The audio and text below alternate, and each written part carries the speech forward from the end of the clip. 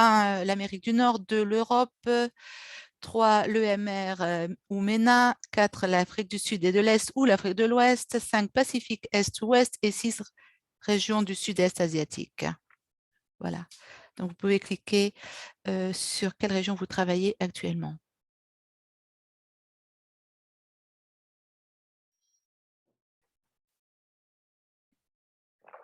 Okay. D'accord? Ceci dit, je mets fin au sondage et je vais vérifier. 3, 2, 1. Maintenant, nous voyons que, en fait, quels sont les résultats? Alors, beaucoup de personnes de l'OMS, 58%, mais aussi un peu de représentation du ministre de la Santé, de l'UNICEF, de Gavi et d'autres. Et donc, nous avons des parties prenantes, mais aussi il y a des personnes régionales qui sont là et nous vous disons bienvenue, que ce soit le matin ou le soir pour vous. Et sur quelle région vous travaillez en ce moment? Vous avez répondu 13% de l'Amérique du Nord et des Caraïbes, 16% de l'Europe. Je vois des Africains de l'Est et de l'Ouest. Bien, c'est bien. Donc, quel est votre domaine d'expertise? 61%. Ces programmes de vaccination. Quatrièmement, est-ce que vous avez déjà entendu parler de la RIA? Oui, à 73%, c'est superbe. Et voilà, nous allons maintenant rentrer dans le cœur du sujet. Alors, je donne la parole à Cindy qui va nous donner le but de la mini-CPIE clinique et qui va nous dire quels sont les mini-CPIE. Merci, Shoshana. Alors, quel est l'objectif de ces CPE? Ou même Landry peut en parler. Merci beaucoup, Cindy. Merci, Shoshana. Bonjour à tous, ou bonsoir pour ceux qui nous ont rejoints. Eh bien, j'aimerais bien dire merci à ceux qui soutiennent la mise en œuvre de ce projet, Shoshana, Thomas, Jenny, Casté. Et donc, nous allons avoir une mini-clinique sur la vaccination RIA. Le but de cette clinique, c'est de créer une plateforme pour les pays qui peuvent partager leurs apprentissages et leurs expériences avec les autres pays pour leur revue et leur ajustement pour le déploiement du vaccin COVID-19 en utilisant les instruments mini-CPE.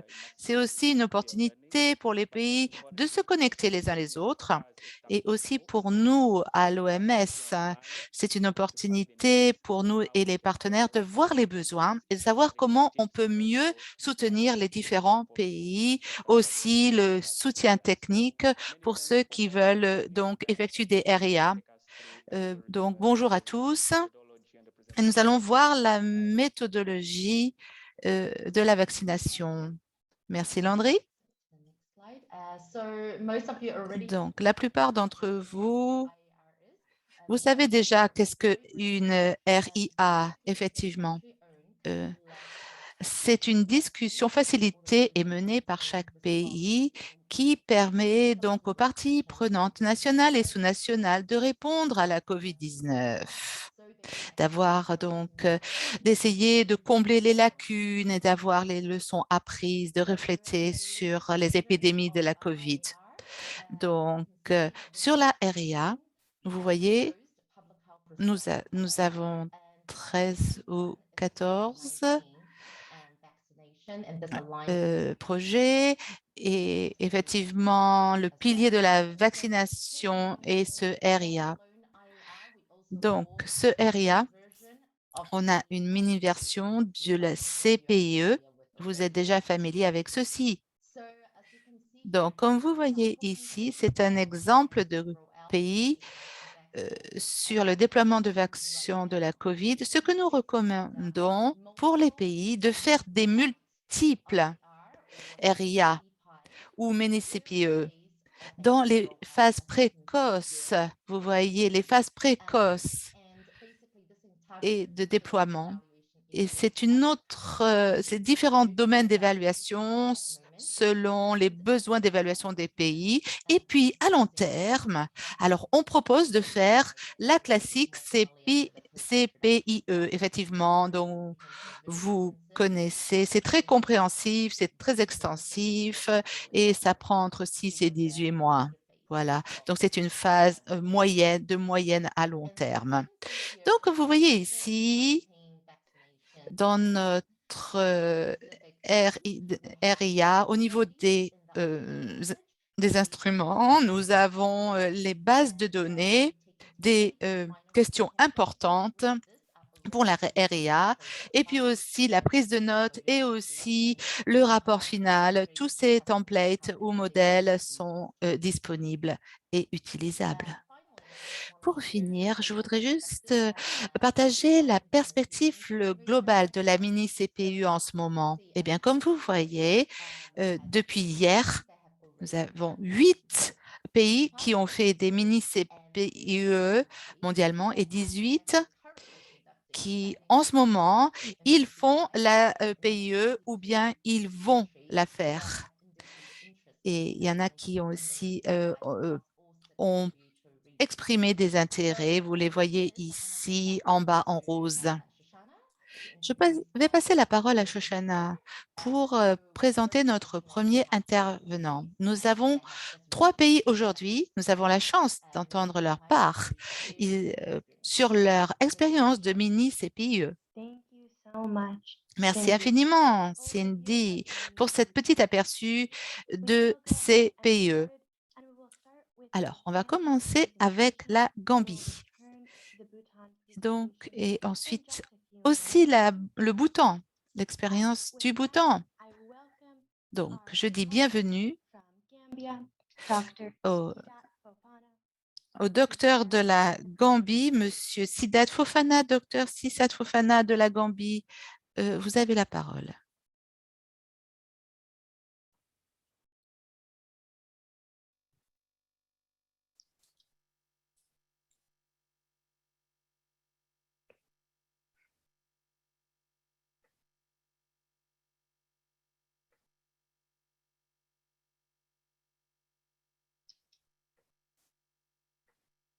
Dr. Fofana? Docteur Fofana, vous avez la parole.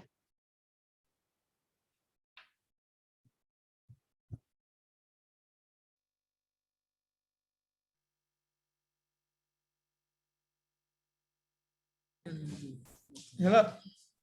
Hello, we can hear Hello? you. On vous entend, je pense.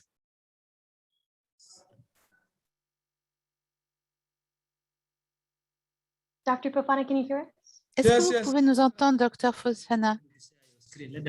Oui, Yeah. pardon, j'essaye de m'établir, mais je n'arrive pas à partager mon écran. Est-ce que vous pouvez m'aider? Kindly use the slides that are on the screen. That would be perfect. Il n'y a pas de souci. Utilisez les diapos que j'ai mises moi-même. Post disabled participant screen sharing. Je n'arrive pas à partager mon écran.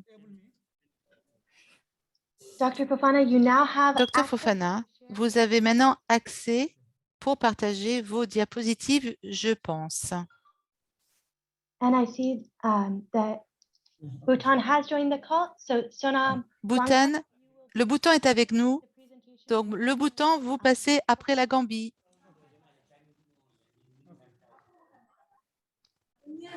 All right, thank you very much. Merci beaucoup.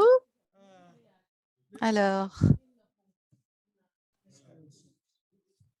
Okay, so this is alors, the Gambia voici la Gambie, la présentation de la Gambie on the IAR sur la RIA vaccination for COVID-19. par rapport à la réponse à la COVID. La description de l'activité, eh bien, les domaines révisés, c'est surtout sur donc, la gestion des ressources humaines, la formation, l'acceptation du vaccin, communication et engagement de la communauté, sécurité du vaccin, surveillance et évaluation. Plus d'informations, la période de revue est du 5 mars 2021 au 28 juin 2021, comme vous voyez. Vaccination contre la COVID-19, vous voyez 48 participants. En fait, la date de révision ou de revue était entre le 28 et le 29 juin.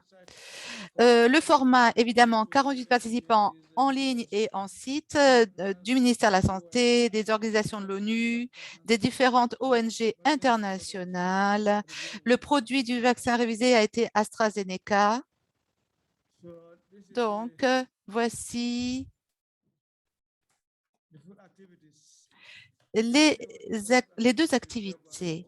Donc, approuvées en février 2021 au niveau du NDPV, VP, pardon, et puis le comité de travail à la santé s'est fait entre le 20 et le 25 mai 2021. Après, il y avait la formation des démarcheurs et c'était important. Il y avait beaucoup d'hésitations, vous savez, par rapport à la vaccination au début. Et ça nous affecte toujours, je dois le dire, pour le déploiement de la vaccination. Ensuite, le lancement national s'est fait à la Maison de l'État, comme on l'appelle, State House, le 10 mars 2021. Bon, nous avons essayé de travailler contre ces hésitations et l'acceptation de la vaccination. Donc, il y avait différentes parties prenantes, mobilisation régionale. Nous avons fait des spots publicitaires, pardon, plutôt d'annonces à la radio et à la télévision. Et c'était très important puisque c'était un nouveau vaccin. Il faut faire bonne utilisation. Il y avait bonnes nouvelles et mauvaises nouvelles. Donc, nous avons essayé de former les personnes. C'était très important. Mobilisation a été faite au niveau régional du comité qui est allé dans toutes les différentes régions et a consulté les chefs de district et Alicalos, comme nous l'appelons. Bon, les capsules radio et télé ont été faites. On a vu une caravane aussi. Ça, c'était vraiment quelque chose qui était très, très utile parce qu'en Gambie, notre mode de camping, c'est stratégie NAD. On va de village en village. Mais ce n'était pas planifié comme ceci au début. Donc, nous avions une caravane de vaccination pour la COVID, comme vous voyez sur l'écran en bas. Donc, on pensait que, vu le problème de la COVID, on pensait que les gens seraient ouverts à la vaccination. Mais non, ce n'était pas vrai. Les gens étaient très, très passifs. Il a fallu changer de stratégie. On a donc essayé d'utiliser la caravane de comité en comité. Et il y a eu des choses positives au niveau de l'impact, c'est vrai. Mais on n'est pas trop OK avec l'information par la radio et la TV. Par contre, avec la caravane, ça a beaucoup mieux marché au niveau de la population. Donc, ça a changé beaucoup de choses au niveau des scénarios. Les gens ont commencé à venir vers nous. Et puis, quand cette caravane était là, les gens ont afflué et ils ont vu que la caravane est en train de bouger avec l'équipe. Donc, effectivement, on a pensé si on pouvait avoir les équipes qui se déplaceraient aussi avec la caravane. Donc, les activités sur l'orientation a été faite, l'orientation de l'organisation basée sur la foi au niveau national, donc au niveau régional aussi, comme vous voyez dans la sur la droite pour cette activité en avril, en mai. Il y a eu beaucoup de sensibilisation aussi de groupes organisés avec des groupes de mamans, des groupes de femmes. Et puis, effectivement, il a fallu réviser et valider la collection des données. C'était très important.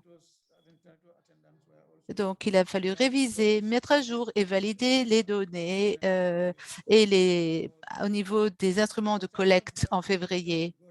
L'inquiétude pour nous, c'était de faire le premier consignement des vaccins AstraZeneca le 28/6 de l'attribution. Et ensuite, la RIA de vaccination s'est passée le 28 et le 29 juin 2021. Donc, quelles ont été les bonnes pratiques? Eh bien, au niveau du bon soutien du gouvernement, je dois dire, et du financement des bailleurs de fonds pour le vaccin COVID, puisque ce n'est pas, c'est cher quand même. Donc, si le gouvernement est en mesure de nous donner l'argent, c'est vraiment fantastique. Il y a eu aussi un lancement, la vaccination nationale, régionale et institutionnelle. Donc, c'était un grand lancement national. Mais il y avait des rumeurs contre les vaccinations en Afrique, pas seulement en Afrique, dans d'autres pays du monde. Eh bien, cette région a été impactée par ceci, ce n'était pas facile. Mais heureusement, nous avons eu ce long chemin. Il y a eu la capacité de la chaîne du froid qui était adéquate à tous les niveaux pour stocker les vaccins de la COVID-19. Et nous avons eu donc le soutien aussi des comités AEFI qui a été formé et qui a été bien entraîné au niveau central et régional. Ça nous a beaucoup aidé au niveau central. Pour stocker, ça nous a beaucoup aidé pour le stockage et l'approvisionnement. Et puis, on trouve que l'OMS nous a beaucoup soutenus pour la formation au niveau des comités et au niveau régional. Alors, la gestion des ressources humaines a été très importante. Ils ont été formés pour essayer de gérer non seulement les vaccins, mais les approvisionnements. Donc ça, c'était très, très important. Ça a été disponible. Le NDVP était là. Ceci nous a aidés avec les groupes de priorité. Donc, quels ont été les défis, en fait? Eh bien, la qualité du vaccin était un peu suspicieuse et les gens disaient, est-ce que c'est bon, ce vaccin? Sinon, on va demander des indemnités, des gens disaient. Donc, il y avait beaucoup d'hésitation autour du vaccin, effectivement. Donc, il y a différentes interventions, différentes communications qui ont essayé d'aider, de minimiser toutes ces rumeurs. L'engagement financier était inadéquat, insuffisant pour couvrir le coût opérationnel des vaccinations. Et malheureusement, par rapport aux partenaires, c'était insuffisant. Donc, effectivement, je pense que d'autres pays ont expérimenté ceci, mais effectivement, pas suffisamment de fonds pour les activités. La NDVP a été appliquée, mais non, mais elle n'a pas été bien appliquée parfois. Donc, parfois, ça ne se faisait pas toujours strictement selon le plan national de déploiement et de vaccination pour les vaccins contre la COVID-19. Ensuite, on a eu comme problème un stock inadéquat d'instruments de reportage électronique, c'était insuffisant. Hélas, la coordination également était limitée entre le comité de communication nationale et le comité AEFI. Hélas, pas très bien organisé en fait. Donc, problème d'organisation, voilà, c'est vraiment toujours un défi. Ça, c'était vraiment un grand défi en fait. Alors, quels ont été les changements qui ont été déclenchés par la mini-CPIE? Alors, premièrement, je dirais le ministère de la Santé a déboursé des fonds pour des coûts d'opération de la vaccination. Deuxièmement, l'engagement des hôpitaux privés pour la vaccination COVID-19. Troisièmement, une collaboration a été améliorée entre l'équipe EPI et le sous-comité de logistique. Ça, c'est important parce que vous avez beaucoup de secteurs. Donc, pour avoir de la réussite, il faut beaucoup de collaboration parce que tout le programme de vaccination n'était pas bien organisé du tout dans certains districts. Notre logistique est en place, mais elle avait besoin d'amélioration. Quatrièmement, un engagement robuste pour toutes les parties prenantes pour vraiment faire face à l'hésitation contre les vaccins. C'est très important pour notre pays. Donc, il a fallu travailler dur pour ceci. C'était un gros problème. Gros problème pour nous. Donc, maintenant, Wonderful. Thank you so much. merci. Merci beaucoup, Dr. Fofana. Attendez. Allô? Allô? Vous voulez conclure votre présentation? Oui. Attendez.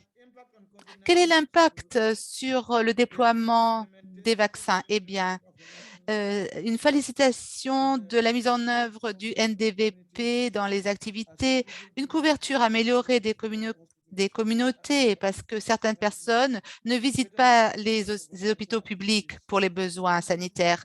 Il y a eu un meilleur soutien aussi de la logistique pour les activités de vaccination et il y a aussi un meilleur chiffre de personnes qui sont présentées.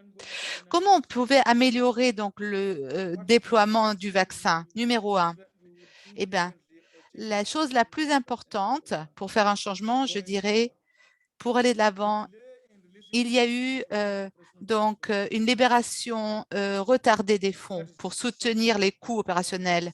Ça, c'était très important. Et aussi la non mise en œuvre du NDVP pour les activités planifiées. Et dans beaucoup d'endroits, c'était un problème. Parce que justement, certaines activités, parfois, les actions sont dictées sur ce qui se passe sur le terrain. Donc, il faut toujours s'assurer qu'on puisse vraiment mettre en œuvre le NDVP. Alors, quelles sont les meilleures pratiques qui peuvent être identifiées pour la mise en œuvre de l'immunisation? Eh bien, le partenariat en Gambie, je veux dire au niveau du financement, un fonds d'urgence devrait être mis de côté et des processus devraient être là pour accéder. Et ça devrait être simplifié en fait. Il y avait il n'y avait pas seulement le gouvernement qui était impliqué au niveau du financement, mais beaucoup de parties prenantes, beaucoup de différentes organisations, et ça n'a pas rendu les choses faciles. Il faut plus simplifier ceci aussi. Donc, voilà. Wonderful. Thank you so much for that fantastic overview. Merci pour ce magnifique aperçu pour la Gambie en utilisant la mini CPIE. Et intéressant de voir où étaient les problèmes. Et justement, c'est le but de ceci. Nous allons nous tourner vers Dr. Sonam Wangchuk du Bhoutan. Je vais afficher vos slides. Nous allons écouter de l'expérience de Bhoutan. Après la présentation du Bhoutan et la présentation du Sénégal, nous aurons une opportunité pour avoir des questions et des réponses. Donc, nous demandons à tous les participants d'inclure leurs questions dans la fonction du chat en bas de l'écran, s'il vous plaît. Et nous aurons un temps dédié pour les questions et réponses. Alors, docteur Sonam Wangchuk, à vous. Merci. Merci, Shoshana. Bonsoir. Bonjour à tous. À, à tous mes collègues.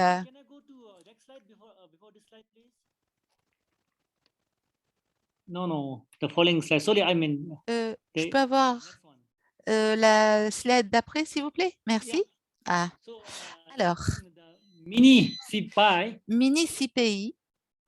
CPE, pardon. Sonam, I think we lost you. Can you hear us? Docteur Sonam, vous êtes toujours avec nous? Sonam Wangchuk, are you able to hear us? Sonam Wangchuk, vous nous entendez? Alors, le ministre de la Santé a été impliqué pour déployer sur le terrain. Nous avons une campagne de vaccination de différents ministères.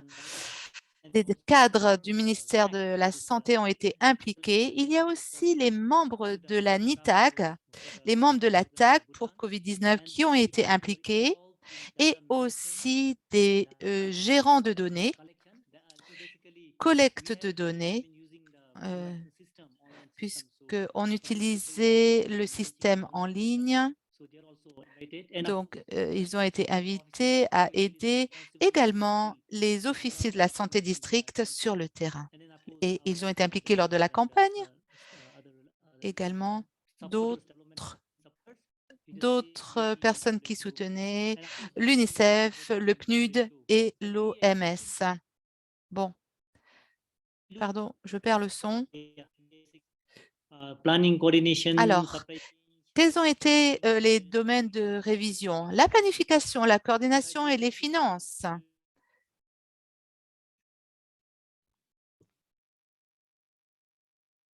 Pardon. Est-ce que vous pouvez revenir en arrière? Merci. Voilà. Alors, avant de permettre la campagne de doses, ça fait longtemps qu'on préparait ceci. Si vous regardez notre période de préparation, on a commencé notre plan de préparation il y a longtemps, en 2020. Donc, on avait eu des meetings, essayer de développer ce système de vaccins, le BVS. Et on ne savait pas trop comment s'en sortir. Donc, on a regardé, on avait une feuille de route, évidemment. On a regardé notre approvisionnement de vaccins pour notre campagne et aussi, ce qui était important, fallait le faire nationalement. C'était pour toute la population. Donc, c'était très, très important. On voulait vraiment couvrir le plus de personnes possible. Donc, le système au Bhoutan de vaccination, nous avons invité des experts et aussi le ministère de la Santé nous a aidés. On a eu des consultations de différentes parties prenantes et puis on a commencé. On savait donc que les vaccins allaient arriver. On a fait des formations. On a commencé sur la mobilisation au niveau de la communication. Et puis, la vaccination, le vaccin de la COVID était nouveau. Donc, on ne savait pas trop s'il y avait des effets secondaires du vaccin, effectivement.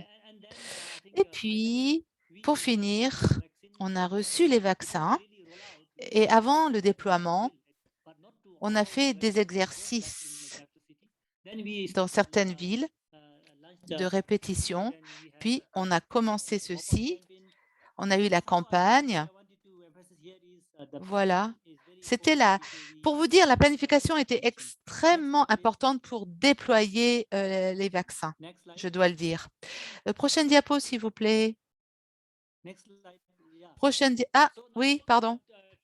now, Alors, maintenant, we have already on en est. basic Regardez, that is on, the national on a déjà déployé et les populations de Bhoutan ont reçu environ 1,5 million de doses. So we actually roll out the Donc, first on a vaccination, déployé les first dose premières on 22nd vaccinations March. le 22 mars 2021. The vaccine we received was the Mais donation bien from sûr, on avait déjà reçu les donations de l'Inde, effectivement, mais ce n'était pas adéquat pour toute la population, évidemment, du Bhoutan. Donc, on a demandé plus de doses. Les doses indiennes n'étaient pas suffisantes. On les a reçues, donc on a reçu 550 000 doses. Ça, c'était suffisant pour notre population. Ça nous a pris 10 jours pour faire la campagne. Et puis, 10 jours. Catch-up, that means mop-up campaign. Et, The people, pardon, le son s'en va. Donc, finalement, ce qui est important à retenir pendant le déploiement des vaccinations, c'est que l'implication des vaccinations, ça a commencé avec le Premier ministre. Il était la deuxième personne qui a reçu le vaccin, d'accord, qui a été vacciné. C'était très important parmi la population du Bhoutan. Et après, on suivi des participants volontaires, etc. Et puis, la deuxième dose, la campagne de la deuxième dose a été lancée le 20 juillet et elle a duré 7 jours. On a couvert plus de 95%. Vous voyez, c'était bien la première dose. La couverture de la campagne de vaccination, la première dose a été de 95%. Pour la deuxième dose, c'était avec Moderna. Donc, on donne une option aux gens, en fait, pour la deuxième dose. Il y a le choix que nous pouvons donner aux personnes, parce que nous avons Moderna pour la deuxième dose et AZ pour la première dose. On a aussi reçu de COVAX 5850 doses de Pfizer de COVAX. Donc, pour ceux qui ont participé à la dose de test, pourquoi? Pardon, je perds le son. Parce qu'il y a des gens qui sont confus. Prendre des doses de test, ça va aider les gens à donc s'approcher et être vaccinés. Donc, d'une semaine seulement, la deuxième campagne, voilà. Prochaine diapo, s'il vous plaît.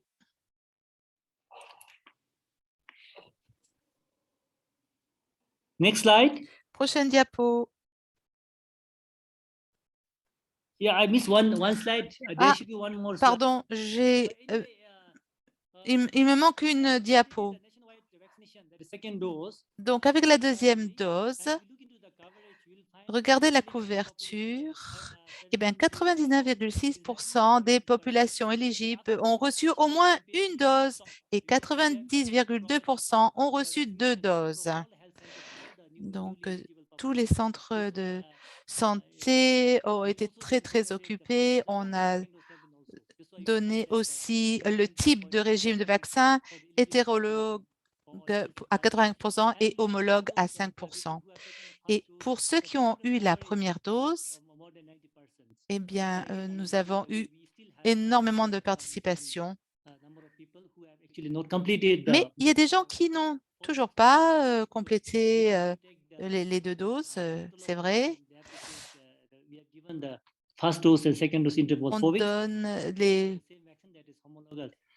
il faut qu'il y ait une homologie entre la première dose et la deuxième dose. Prochaine diapo. These are the good Alors, practices. voici les bonnes pratiques et quels sont les échanges. Je ne sais pas trop qu'est-ce que vous vouliez par ceci, mais écoutez, j'essaie de remplir. Alors, le Bhoutan, depuis ce programme de vaccination, je dois dire, il a été très bon quand même. C'était très bon au niveau de la nation. Je veux dire, il y a eu un très bon déploiement de vaccination déjà avec la grippe en 2020. C'était une bonne pratique. Aussi, d'autres avantages, c'était que l'année dernière, on a déployé tous les vaccins. COVID outbreak because On we voulait don't éviter trop d'hospitalisations, on voulait éviter de grandes épidémies Covid. On voulait donc éviter, oui, les hospitalisations. Pardon, je perds le son.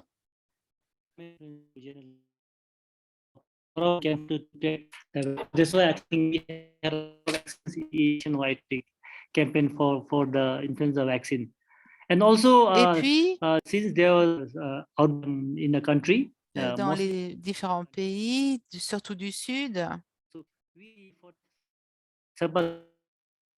perte de son, désolé.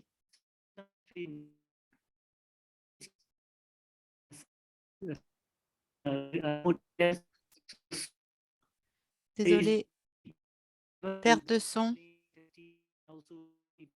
We have also used the rollout. Actually, we know the where to come forward. Perte de son, désolé. Sonam, unfortunately, Sanam, désolé, mais votre connexion est assez médiocre do you wanna try and et say that perturbée. bit again? Vous voulez essayer de répéter ceci et puis nous donner vite la conclusion de votre présentation, s'il vous plaît?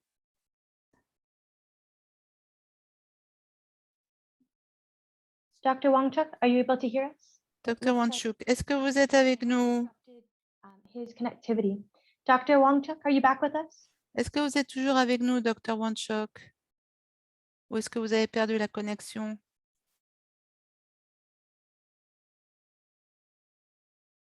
Dr. Wangchuk, can you Doc- kindly Dr. Wanchuk, conclude your presentation est-ce que and vous then pouvez, s'il vous plaît, finir votre présentation et après on passe au Sénégal?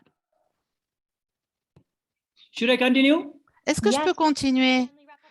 Oui, s'il vous plaît, finissez rapidement. Pardon. Oui. Eh bien, on a invité les personnes à partager leurs expériences. Et puis, il y avait beaucoup de restrictions dans tout le pays. On ne pouvait pas aussi faire la formation en présentiel, c'était en ligne. Et puis, on n'a pas eu le temps de donner une bonne formation parce que les vaccins sont arrivés très, très vite. Prochaine diapo, s'il vous plaît. Et donc, après la CPIE, eh bien, on a eu des bonnes pratiques qui étaient importantes. Donc, ce qui était important, c'était de faire des changements dans les systèmes pour pas avoir les mêmes problèmes dans le deuxième déploiement. Il y avait des problèmes de budget, donc il faut allouer le budget aussi par rapport au voyage et troisièmement, décentraliser l'approvisionnement des vaccins et dans les centres de santé et dans les zones urbaines. Je pense que le deuxième déploiement s'est mieux passé que le premier déploiement. On a appris certaines leçons par rapport au budget, etc. Et puis, par rapport aux choses qu'il faut prioriser, eh bien, ce qui est important, il faut stratégiser le programme de vaccination par zone de risque et groupe de priorité basé sur l'approvisionnement des vaccins. Donc, on avait déjà une stratégie qu'on a apprise au premier déploiement et puis on a pu déployer. Une bonne pratique aussi, qu'est-ce que je pourrais recommander? Eh bien, quand vous faites ça en masse, c'est l'utilisation d'une solution numérique. Et nous avions le système de vaccins de Bhoutan, BVS, par exemple, pour enregistrer la population admissible, pour des questionnaires pré-dépistage. Je recommande ceci vraiment. Et aussi la collecte des données, c'était très important. Et c'est important donc pour une analyse qui a un sens. Et puis, on n'a jamais eu les... COVID vaccination rollout, we also set up the On a regional mis en place les comités AEFI pour le suivi. Prochaine diapo. I'll ask you to kindly Docteur continue your presentation. Sure, sure. Sonam, s'il vous plaît, finissez rapidement. Désolé. Oui, c'est la dernière diapo. Donc, qu'est-ce qui est le conseil le plus important que vous donneriez à d'autres pays? Eh bien, il faut adopter une solution numérique pour avoir des données en temps réel, pour aider à surveiller le déploiement du programme de vaccination. Aussi, le plaidoyer médiatique est très, très important. Pas seulement les réseaux sociaux, mais aussi par donc les leaders politiques, les leaders communautaires, les leaders religieux et aussi autres influenceurs comme des acteurs et des célébrités. Et l'engagement politique est très, très important pour un développement de réussite. C'est tout. Merci, merci beaucoup. Et bien maintenant, nous allons passer au Sénégal avec Dr Diop. En attendant, Dr Wenchok et Dr Fofana, s'il vous plaît, regardez les questions qui sont mises dans le chat. Il y a plusieurs questions pour vous deux.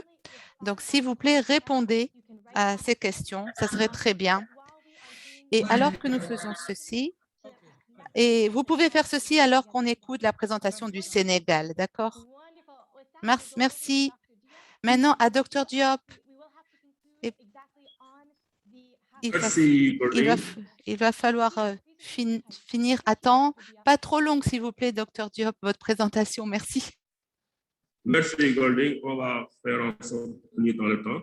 Donc, bonjour à tout le monde. C'est un plaisir de partager l'expérience du Sénégal par rapport à la conduite des mini-pailles dans un contexte de revue interaction contre la vaccination COVID.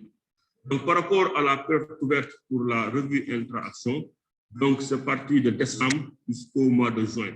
C'est la période ouverte par cette revue. Et on a tenu la revue du 6 au 9 juillet. C'est important parce qu'on a tenu une journée préparatoire avec une équipe restreinte, mais la RIA a concerné les 7 et le 8. Donc, après le 9, on a aussi le groupe restreint à finaliser le rapport. Donc, c'est un format mixte. On l'a fait à la fois en ligne, n'est-ce pas, pour ceux qui ne pouvaient pas se déplacer, mais aussi sur site, avec la participation de 45 participants qui sont venus des directions du niveau central et les services centraux, mais aussi il y a les représentants du niveau intermédiaire, les régions médicales, les districts sanitaires et les acteurs communautaires. Cette revue aussi s'est déroulée dans un cadre multisectoriel avec la santé qui était fortement représentée, mais aussi l'enseignement supérieur à travers l'université, les collectivités territoriales.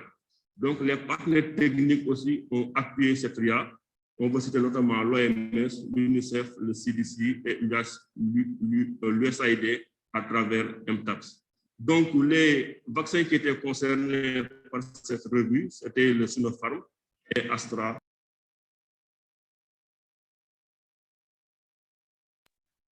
S'il vous plaît.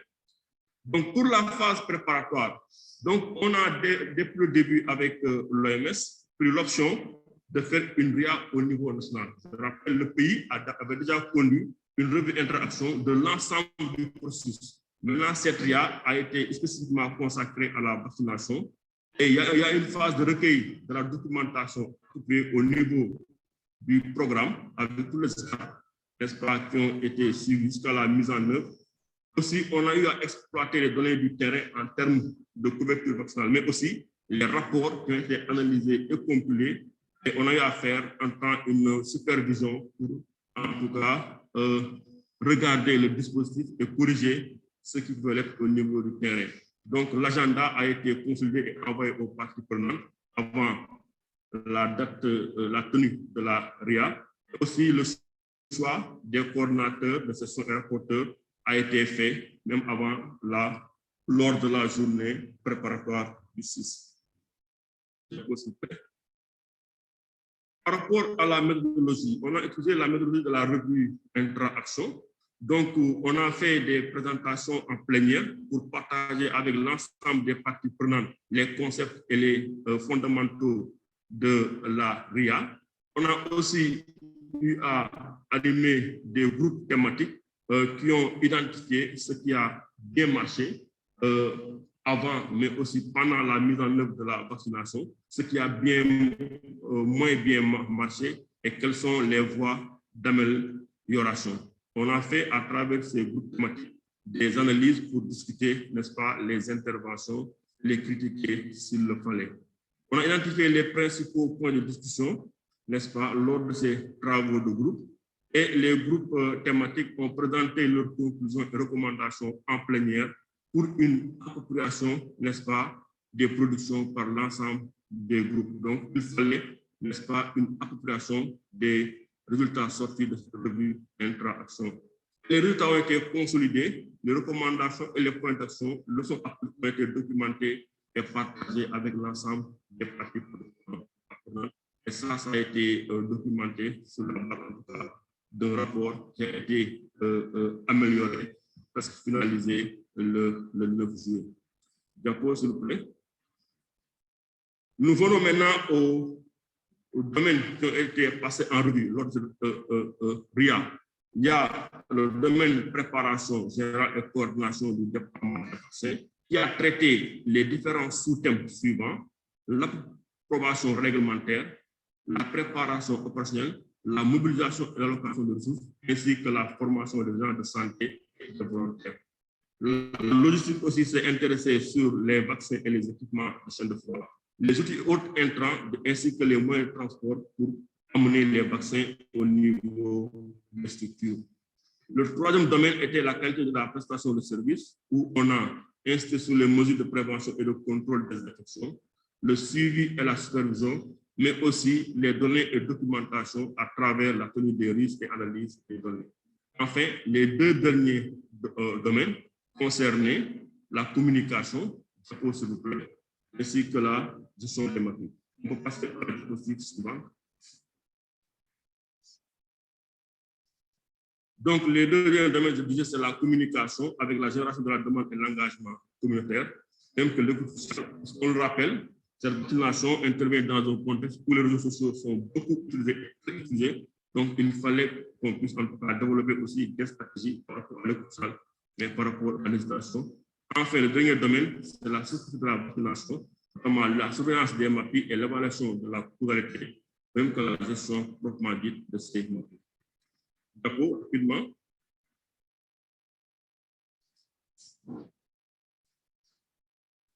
Donc voilà les jalons que nous avons tenus. Déjà, dès le mois de décembre, le programme à travers le ministère a élaboré le document stratégique depuis décembre 2020. On a fait la soumission du plan national de déploiement des vaccins au niveau du COVAX en décembre 2020. Et le comité consultatif pour la vaccination a été saisi en janvier 2021 parce qu'au niveau du pays, pour introduire un nouveau vaccin, il faut impérativement passer par ce comité qui doit donner un avis, n'est-ce pas, à l'autorité.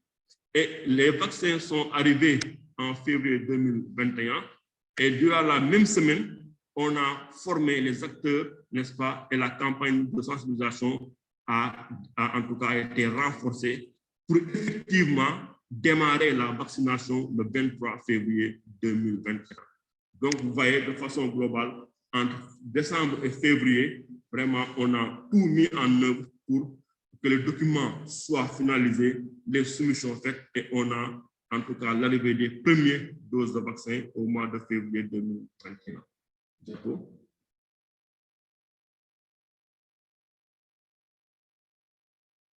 Par rapport aux bonnes pratiques, d'abord, c'est la coordination et la planification inclusive en utilisant les organes classiques. parce que aussi le pays a une tradition d'introduction de nouveaux vaccins. On s'est basé sur des organes existants, le comité de coordination interagent, ainsi que ses sous-comités et le comité pour la vaccination. Donc, on a dans une démarche inclusive, regroupant l'ensemble des acteurs, fait la documentation nécessaire et lancée. La deuxième bonne pratique, c'est le suivi en temps réel des stocks dans les régions de Dakar et de Biafra. C'est les deux grandes régions qui ont une plus grande population. Donc, on a fait un suivi en temps réel des stocks à travers le logiciel qui est un dispositif, n'est-ce pas, pour suivre à distance la température au niveau des chaînes de froid. La diffusion des capsules audio et vidéo sur les réseaux sociaux à travers le WhatsApp, parce que c'était important. On a vu que cette campagne était survenue dans un contexte où vraiment c'est les réseaux sociaux qui sont développés. Il y a beaucoup de tech news qui sont véhiculés et nous, on a tous les devants, n'est-ce pas, pour essayer aussi de contrecarrer cela. Les défis aussi ont été relevés, c'est le non-respect du ciblage lors de la première phase de vaccination. Comme vous le savez, le pays avait plus l'option, n'est-ce pas, de vacciner dans la première phase les personnes de santé de première ligne, mais aussi les personnes âgées avec comorbidité. Mais dans le déroulement, on a vu que les choses n'ont pas répondu. Et aussi, il y avait des vaccins qui devaient périmer. Il fallait rapidement, en tout cas, adopter des stratégies pour ne pas arriver à des doses perdues. Le deuxième défi, c'est la coloration des vaccins au niveau de certaines régions. On a vu que le rythme de vaccination n'était pas le même entre les régions. Certaines régions n'ont pas vacciné, mais aussi ont en tout cas eu à retenir des vaccins. On va le voir dans les prochaines bonnes pratiques. Il y a des choses qui ont été faites pour venir à bout de cela. Aussi, comme défi majeur, c'est l'absence de procédure pour la prise en charge des maladies graves. C'est important, on le dit, parce que tout un dispositif, c'est bien vrai que les maladies ont été pris en charge, mais il n'y avait pas de procédure existante pour la prise en charge gratuite. Le mot est important. On s'est débrouillé à prendre en charge les maladies avec en tout cas les connaissances et les relations, mais les procédures n'existaient pas. Comme autre bonne pratique, c'est la priorité accordée aux personnes vulnérables pour la première phase de la vaccination. Comme je l'ai dit, c'est important. Le pays avait pris cette option parce qu'avec l'analyse des données... My apologies, Dr. Diop. Pardon, docteur Diop, on n'a pas beaucoup de temps du tout. Pardon, est-ce que vous pouvez vite faire la conclusion? Pardon, vous n'avez juste 1 minute ou 2, parce que comme ça, on veut juste 1 minute pour les questions. Désolé, docteur Diop. OK. La priorité est accordée aux personnes vulnérables, mais aussi on a fait le monitorage de la date de péremption par l'eau et on a fait un redéploiement entre les régions pour en tout cas éviter les péremptions. Et tous les cas de maladies graves ont été investigués. Les autres défis aussi qu'on a identifiés, c'est l'incidence dans l'animation du plan de vaccination au niveau du système de gestion de l'incident, mais aussi l'insuffisance de rapportage et d'archivage de données logistiques et l'insuffisance de communication sur les maladies. On peut passer à la diapositive suivante.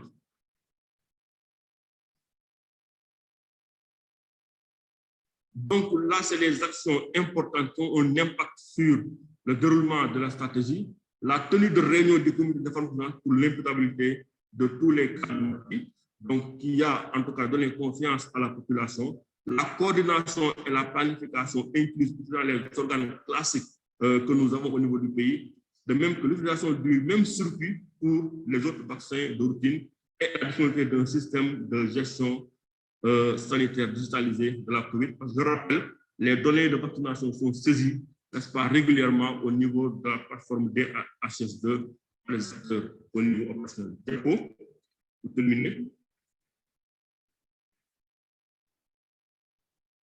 Donc, qu'est-ce qu'on devrait faire, n'est-ce pas, si on devait reprendre ça? Je pense que, comme on l'a dit, c'est la mise en place des procédures pour la gestion des maladies graves depuis la finance active, la transparence gratuite et la communication.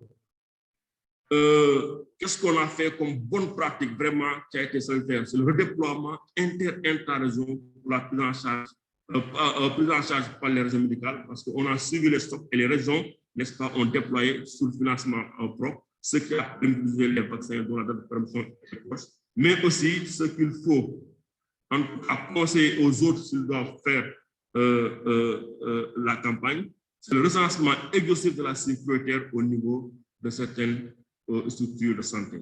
Donc voilà ce que nous voulions partager comme expérience, tout en vous remerciant de votre attention. Merci.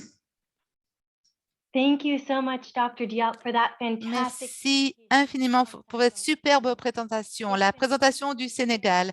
C'était fantastique d'entendre de la Gambie, du Bhoutan et du Sénégal. Il y a pas mal de questions. Je vois dans le chat. En fait, on va collecter toutes ces questions et puis on va les partager avec la Gambie, le Bhoutan et le Sénégal. Ne vous inquiétez pas, on va vous les communiquer et comme ça, vous allez pouvoir y répondre parce que ces questions sont très, très importantes pour que tout le monde soit inclus. Et en plus donc de la présentation. Les questions sont importantes en plus des présentations. Ne vous inquiétez pas, vous allez avoir tous les documents.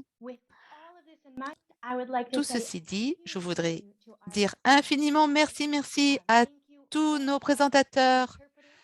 Merci au public, merci aux interprètes pour l'interprétation en anglais, en français et en espagnol. Merci à tous ceux qui nous ont rejoints pour notre premier mini-CPIE et on a hâte d'avoir d'autres mini-CPIE, des sessions là-dessus et d'apprendre de la part d'autres pays en utilisant ce même outil. Donc, j'espère que vous allez avoir une très bonne journée, bon repos et bonne continuation à tous et à très bientôt. Au revoir.